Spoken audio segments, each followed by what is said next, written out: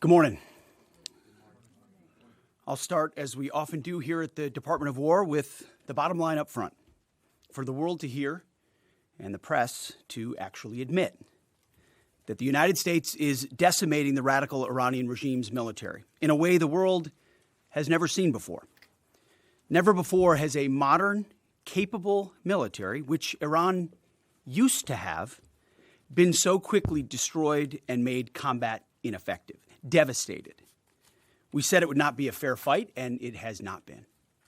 As I stated during our first press conference on day 2, that was 10 short days ago, the combination of the world's two most powerful air forces is unprecedented and unbeatable. Between our air force and that of the Israelis, over 15,000 enemy targets have been struck. That's well over 1,000 a day. No other combination of countries in the world can do that. So today, as we speak, we fly over the top of Iran and Tehran. Fighters and bombers all day picking targets as they choose. As our intelligence gets better and better and more refined. Looking up, the IRGC and Iranian regime sees only two things on the side of aircraft: the stars and stripes and the Star of David. The evil regime's worst nightmare. Iran has no air defenses. Iran has no air force. Iran has no navy. Their missiles, their missile launchers and drones being destroyed or shot out of the sky. Their missile volume is down 90%. Their one-way attack drones yesterday, down 95%. And as the world is seeing, they are exercising sheer desperation in the Straits of Hormuz. Something we're dealing with, we have been dealing with it, and don't need to worry about it. We're on plan to defeat, destroy, disable all of their meaningful military capabilities at a pace the world has never seen before. But it's not just that Iran doesn't have a functioning air force, or that their entire navy is at the bottom of the Persian Gulf, or their missile force is shrinking daily. Even more importantly, they also don't have the ability to build more. That's the most important component I'd like to emphasize today. Soon and very soon, all of Iran's defense companies will be destroyed. For example, as of 2 days ago, Iran's entire ballistic missile production capacity, every company that builds every component of those missiles, has been functionally defeated, destroyed. Buildings, complexes, and factory lines all across Iran destroyed. So we're shooting down and destroying what missiles they still have in stock, but more importantly, ensuring that they have no ability to make more. Their production lines, their military plants, their defense innovation centers, defeated. Iran's leadership is in no better shape. Desperate and hiding, they've gone underground, cowering. That's what rats do. We know the new so-called not-so-supreme leader is wounded and likely disfigured. He put out a statement yesterday, a weak one, actually, but there was no voice and there was no video. It was a written statement. He called for unity. Apparently killing tens of thousands of protesters is his kind of unity. Iran has plenty of cameras and plenty of voice recorders. Why a written statement? I think you know why. His father, dead. He's scared, he's injured, he's on the run, and he lacks legitimacy. It's a mess for them. Who's in charge? Iran may not even know. With every passing hour, we know, and we know they know, that the military capabilities of their evil regime are crumbling. They can barely communicate, let alone coordinate. They're confused, and we know it. Our response? We will keep pressing. We will keep pushing, keep advancing. No quarter, no mercy for our enemies. Yet some in this crew, in the press, just can't stop. Allow me to make a few suggestions. People look up at the TV and they see banners, they see headlines. I used to be in that business, and I know that everything is written intentionally.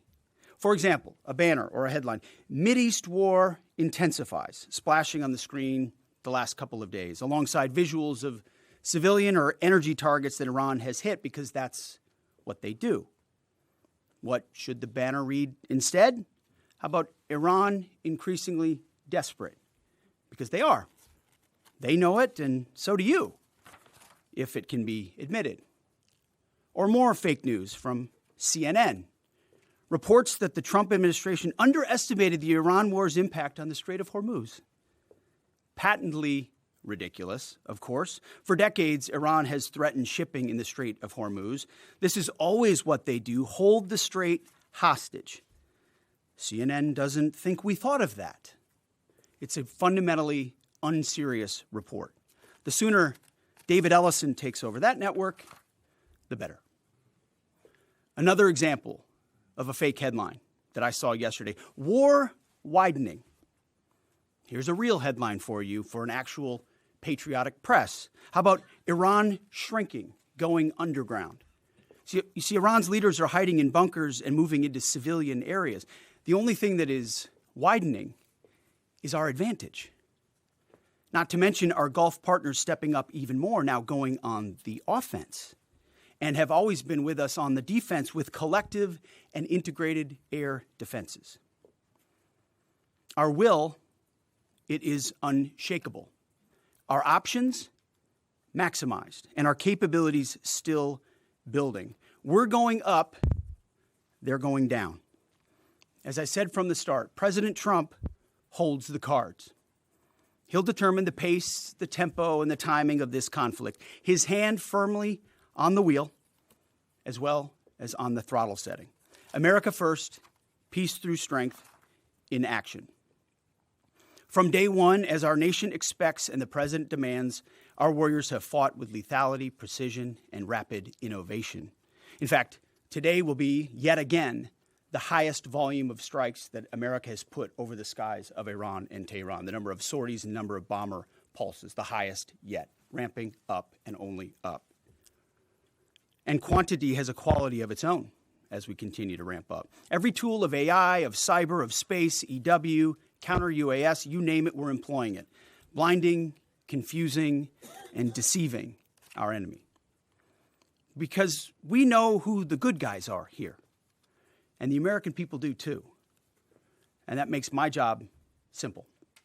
I serve God, the troops, the country, the Constitution, and the President of the United States, and answer only to those.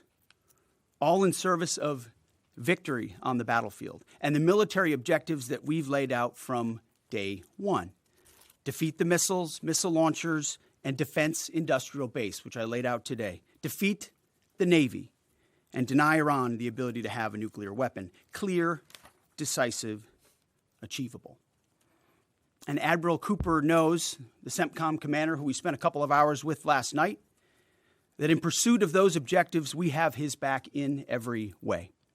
His commanders know that, and so do the troops in harm's way. Admiral Cooper gets what he needs, the assets, the authorities, the munitions, you name it. We will stop at nothing to win. War is hell. War is chaos. And as we saw yesterday with the tragic crash of our KC-135 tanker, bad things can happen. American heroes, all of them. And as I have with all of them, as we have, we will greet those heroes at Dover, and their sacrifice will only recommit us to the resolve of this mission. But war in this context and in pursuit of peace is necessary, which is why each day on bended knee we continue to appeal to heaven, to Almighty God's providence, to watch over and give special skill and confidence to our leaders and to our warriors. To those warriors who this nation prays for every single day, I hear from all of you out there who pray for them every day. Stay on bended knee and pray for them. I continue to say to them, Godspeed. May the Lord bless you and keep going. Mr. Chairman, over to you. Thank you, Mr. Secretary, and good morning, ladies and gentlemen, and thank you for joining us today. Before I start with an update, I also want to address the tragic loss of our KC-135 refueling aircraft yesterday. The incident occurred over friendly territory in western Iraq while the crew was on a combat mission, and again was not the result, as CENTCOM has said, was not the result of hostile or friendly fire. We're still treating this as an active rescue and recovery operation. As CENTCOM announced this morning, 4 airmen have been recovered, and the Air Force and U.S. Central Command will provide updates as information becomes available. Please keep these brave airmen, their families, friends, and units in your thoughts in the coming hours and days. Our service members make an incredible sacrifice to go forward and do the things that the nation asks of them. It's a reminder of the true cost of the dedication and commitment of the Joint Force. We're also aware of a fire on board the USS Gerald R. Ford. We're thinking about the crew there who are injured in the fire. We believe and hope that everyone will be okay, and we're grateful for that. And for any further questions on that, we'd refer you to NAVCENT or to the Navy. This morning, we enter the 13th day of Operation Epic Fury, and we continue to make progress towards our military objectives. As the Secretary said, today will be our heaviest day of kinetic fires across the operating area. CENTCOM continues to attack ballistic missile and drone capabilities so that they are no longer a threat to U.S. forces, our bases, or our partners. They're continuing to destroy the Iranian Navy to ensure freedom of navigation, and this means going after Iran's mine-laying capability and destroying their ability to attack commercial vessels.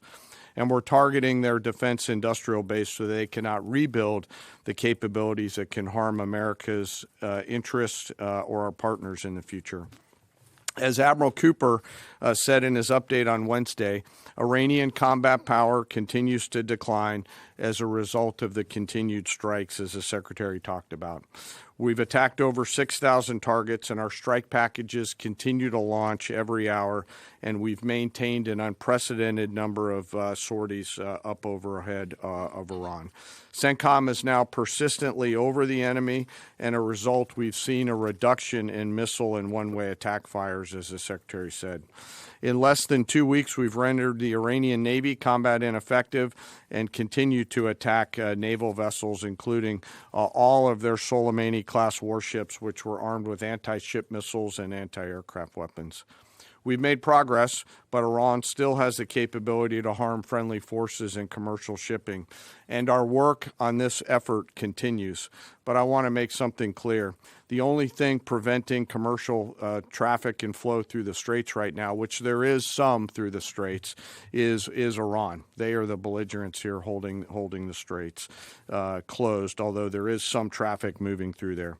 We've made it a priority to target Iran's mine-laying enterprise, their mine layers, the naval bases and depots, in addition to the missiles that could influence the Straits, and CENTCOM continues to attack those efforts. And we continue to make progress on the industrial base to include factories, weapons, warehouses that are stored in, and we will continue to do so in the coming days, especially today. Now, as I often do, I want to share a little bit about our incredible joint force. Today, I'm going to talk about our incredible artillery force comprised of American soldiers and Marines who've been sinking ships, destroying depots, and launching Army tactical missile systems, or ATACMS, precision strike missiles, or PrSMs, and high-mobility rocket systems, or HIMARS. From outside Iran, our Army and Marine artillerymen are hitting sites that Iran relies on to project power beyond their borders and protect our deployed. In just the first 13 days of this operation, our artillery forces have made history. They fired the first precision strike missiles ever used in combat, reaching deep into enemy territory.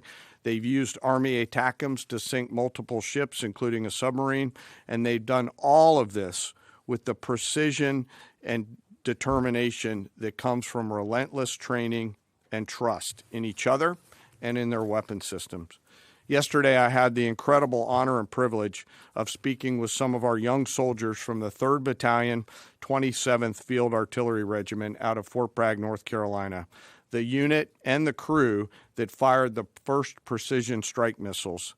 The soldiers I met came from all over this great country: New York, Texas, Delaware, California. One had been in the Army only 6 months and been in the unit for 2 months and was already deployed. He was the youngest at 20, but you would not know it from the way that they talked about their mission. The others were 22 and 28 years old. They spoke with the sense of calm pride, purpose, and clarity that tells you clearly they understand the weight of what they're doing and the people who depend on them. I asked them to walk me through a fire mission. I asked not just what they do, but what they feel, especially those first crew members on this particular mission. These soldiers basically live in these vehicles behind us. The cab, very tight, 2 folks sit next to each other with the crew commander behind them.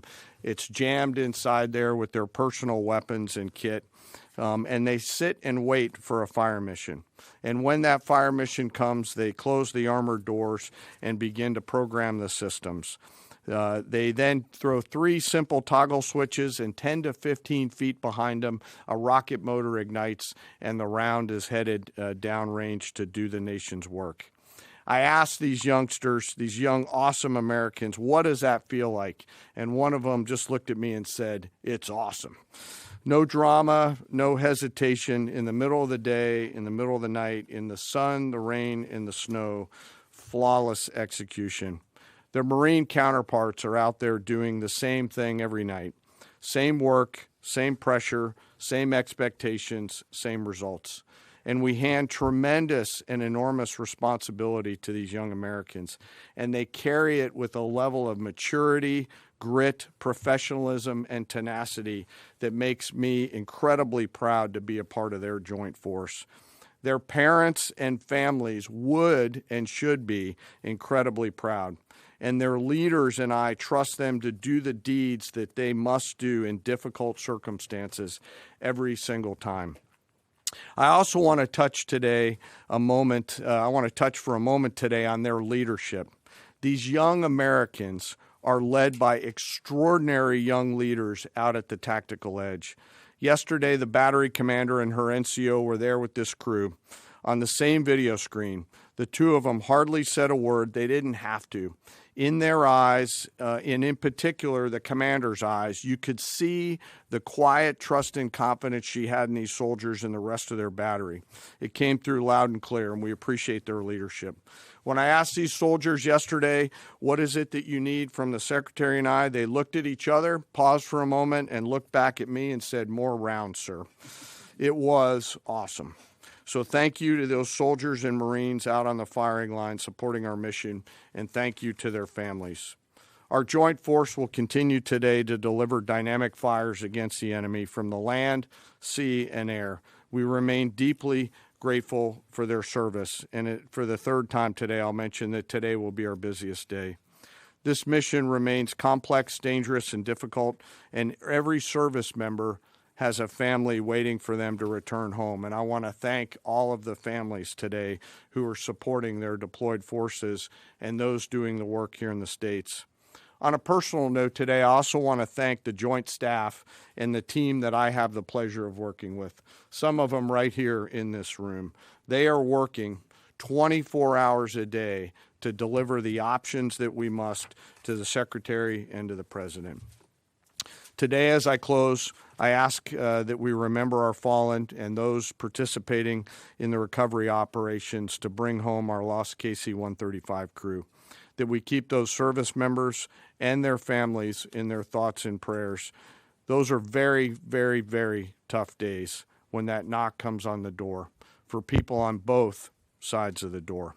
Again, thank you to our deployed, thank you to our fallen, and to their families, and to the Joint Force. And with that, I'll turn it back to you, sir. Mr. Chairman. Alexandra Ingersoll, One America News. Can you tell us a little bit more about the Strait of Hormuz and when it might be fully operational again? And how do we ensure our objective of denying Iran a nuclear weapon if they continue to align with our adversaries? So I'll take it and chime in, Mr. Chairman, if you'd like it all. I want to emphasize what the chairman said about that. The only thing prohibiting transit in the Straits right now is Iran shooting at shipping. It is open for transit should Iran not do that. Now, there's a reason why we chose as one of our primary objectives destroy the Navy. We understood the ability to interdict shipping is something Iran has done for 40 years. It's key terrain. They've used it as leverage. The world is seeing what they'll do to fight back in that context. And so we've heard them talk about taking various measures, and we're planning for all of them. So we have a plan for every option here. We're working with our interagency partners, and that's not a strait we're going to allow to remain contested or with a lack of flow of commercial goods. So we're aware of that. We're laser focused on our military objectives, but also want to make sure our partners across this government understand we're working with you to make sure that energy flows. And that's an important part.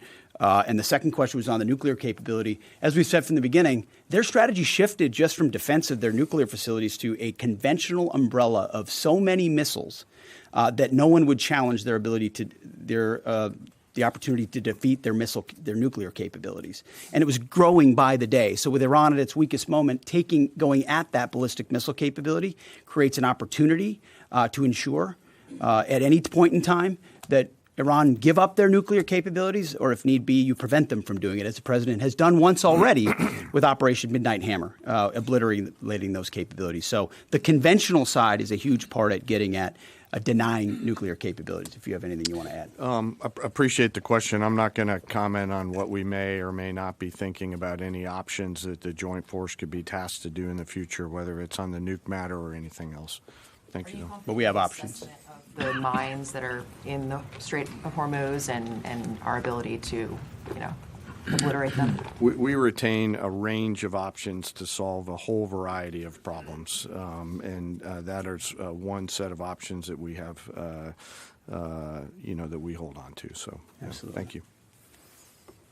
Thank you, Secretary Hegseth. Mary Margaret with Daily Wire. Thank you both for the update. ABC News has updated its story from yesterday, clarifying that the FBI report on Iran possibly striking California was unverified.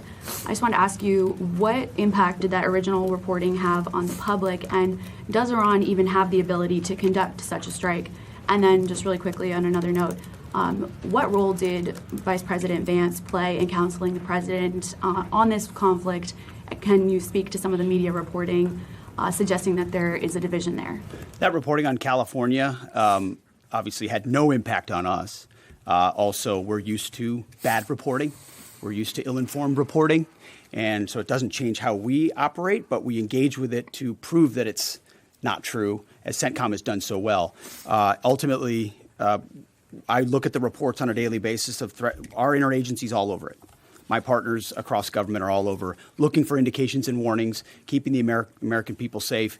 There's a lot of things Iran has said it can do for a long time, thankfully, including engaging their proxies and getting them involved in the fight, which they haven't been able to do.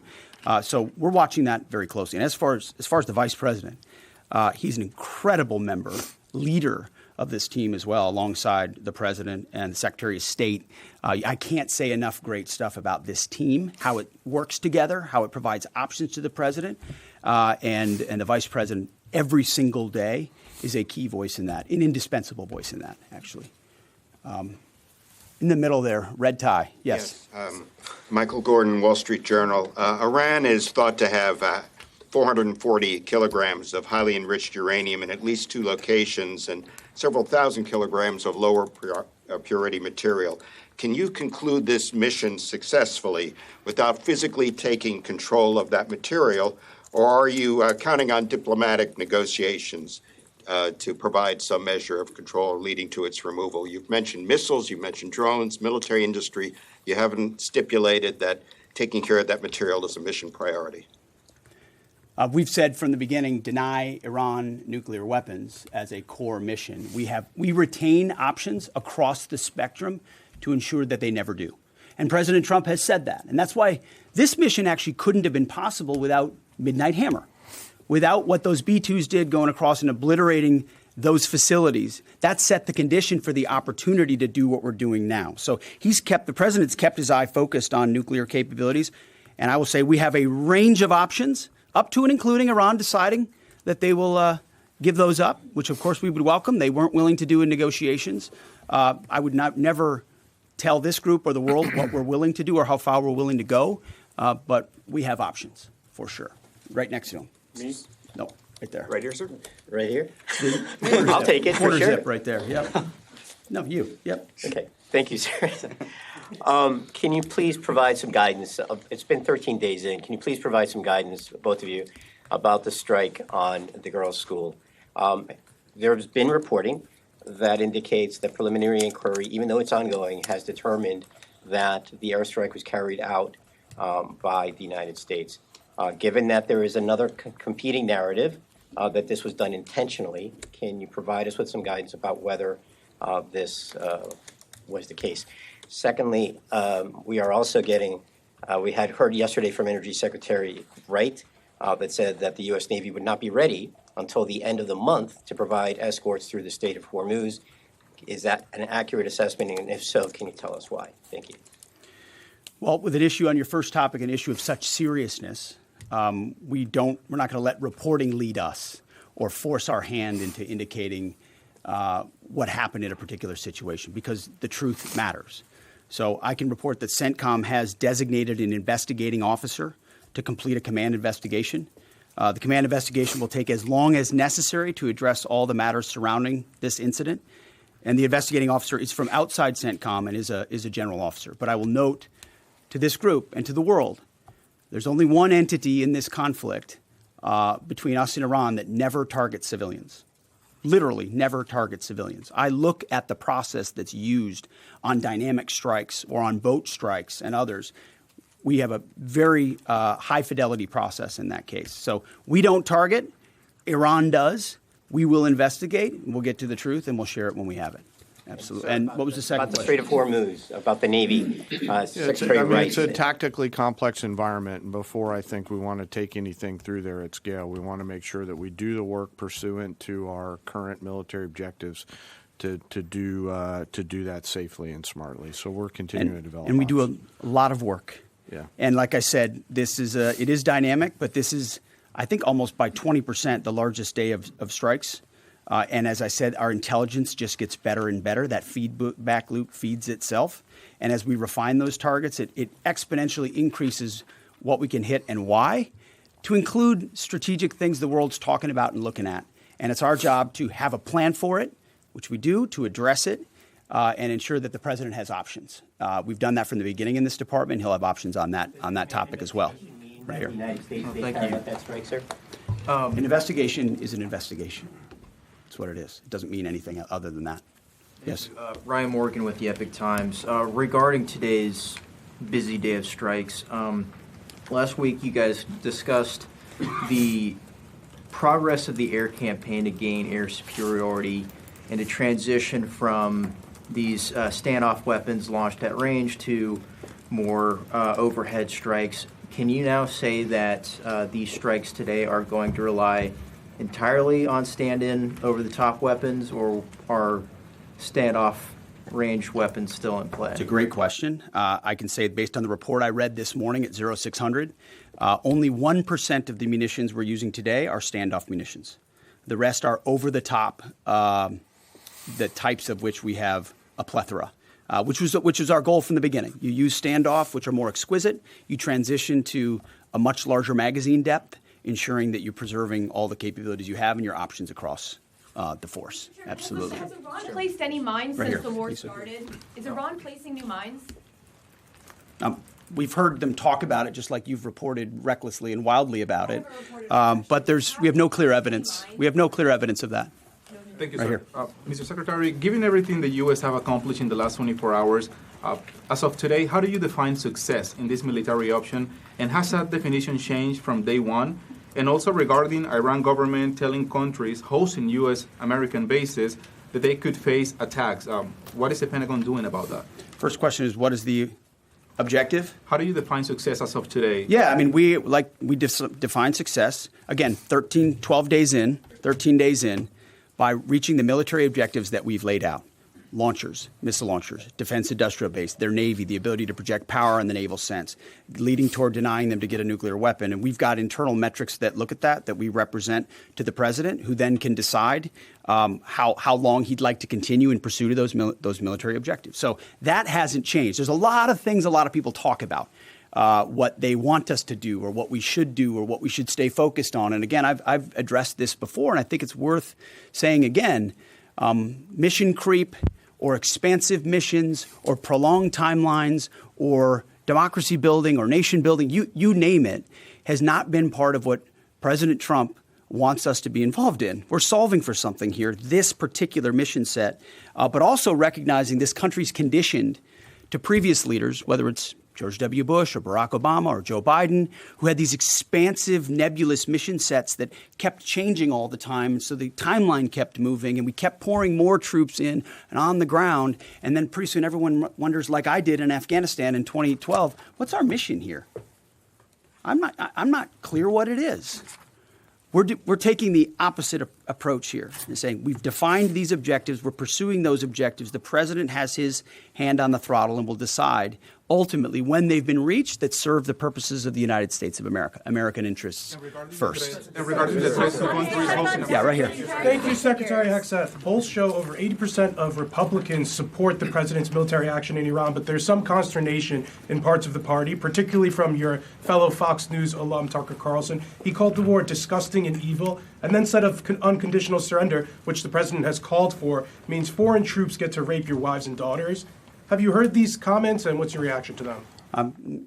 We're busy executing on behalf of great patriotic Americans with a clear mission that's 47 years overdue, and we're going to execute on that regardless of what people say about it. Yeah, right here. You have said that the U.S. military has essentially aerial superiority, naval superiority over Iran, yet we're not escorting ships through the Strait of Hormuz. Why? How did you not plan for this? We planned for it. We recognize it. Because ultimately we want to do it sequentially in a way that makes the most sense for what we want to achieve and ensure that we're sending the right signals to the world when we do so. So when Chris Wright speaks or we speak, it's based on a full assessment of what we're up against, what we want to say to the world, how that we want them to see and understand the conflict. It's like this whole idea of the war widening. That's what the press wants to make it look like it's widening and chaos is ensuing. No, we're actually closing in on grabbing hold of and controlling what objectives we want to achieve and how we want to achieve them. It's called shaping operations and setting the conditions. But when you shape the environment, you don't always tell. Foolish political leaders and foolish military leaders of the past will hang an exact deadline on it. Or here's exactly when we'll do what we're going to do. Or here's how long it's going to take us. And then if you meet that, maybe you meet it. But if you don't, you fail. And if you're far beyond, we know exactly what we're shaping and why. We're sending those signals working across the interagency. The Strait of Hormuz is something we've paid attention to from the beginning. And the American people can rest assured we will ensure that our interests are advanced, no doubt. Yeah, right there, green jacket. Mike Bress with the Washington Examiner. How many American casualties have there been, and where were the American service members when they were injured?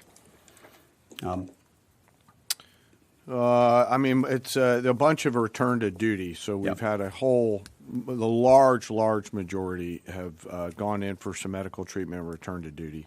We've had in Kuwait, Jordan, down across the southern flank a little bit, a variety of places, most from one-way attack strikes. But I want to clarify that. I think what we've tried to do here is clarify those too. numbers rather than saying KIA or WIA wounded.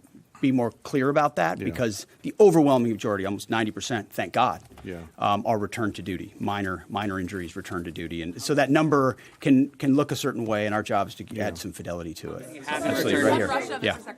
Thank you, Mr. Secretary. David Zia, Real America's Voice. Can you share what types of munitions have been used on the attacks on commercial shipping? Have any hit mines?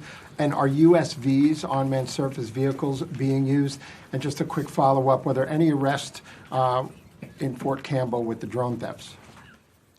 I'm not familiar with the Fort Campbell thing. The strikes that Iran has taken on shipping up north in the vicinity of Kuwait have been, I believe, from surface-to-surface missiles up there. We've not seen any USV activity out of Iran that we've seen in the Gulf at this point. Nor have any ships hit mines or anything there's like been that. no it's still flowing through the There's strait. been no strikes. One more time, right here. Thank you so much. Heather Mullins, Lindell TV. My first question is, President Trump is set to meet with Xi Jinping in a couple weeks. How much support, if any, has China been given the Iranian regime? And then the second question, just I know President Trump calling for an unconditional surrender from Iran. Given that the U.S. is working in partnership with Israel on this whole operation, is Iran expected to meet demands of both countries or just the U.S., and what are those demands? Well, we're proud to partner with the incredible capabilities the Israelis have, but our objectives are our objectives. And so when those are met, as we meet those, we'll set the tempo of when those are met. What was the first question? He's meeting with Xi Jinping. Oh, in yeah. a couple The president weeks. has What's China's role in all of a it? historic relationship with President Xi. They look forward to having a dynamic conversation. Two powers. President Trump ultimately has established terms of that relationship, which advance the United States of America, and that meeting will continue to ensure we advance that. That's all I've got. Thank you very much. Appreciate it.